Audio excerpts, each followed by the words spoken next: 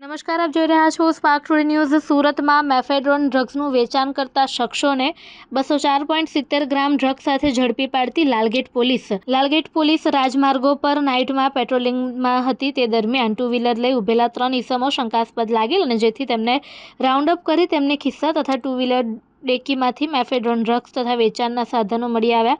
જે અંગે કાર્યવાહી કરી ચેક કરતા ત્રણેય આરોપીઓ પાસેથી અલગ અલગ જથ્થામાં પ્રતિબંધિત મેફેડ્રોન ડ્રગ્સ કુલ વજન 204.70 ગ્રામ કિંમત ₹20,70,000 મળી આવેલ તેમજ અંગ ઝડતીમાંથી મોબાઈલ ફોન નંગ 4 તથા ડિજિટલ વજન કાંટા નંગ 1 તથા નાની સાઇઝની પ્લાસ્ટિકની પુશલોક બેગ તથા સિરીઝો મળી કુલ ₹22,10,600નો મત્તાનો મુદ્દામાલ પકડી પાડી આગળની કાર્યવાહી એનડીપીએસ એક્ટ હેઠળ ગુનો દાખલ કરીને હાથ ધરાઈ છે।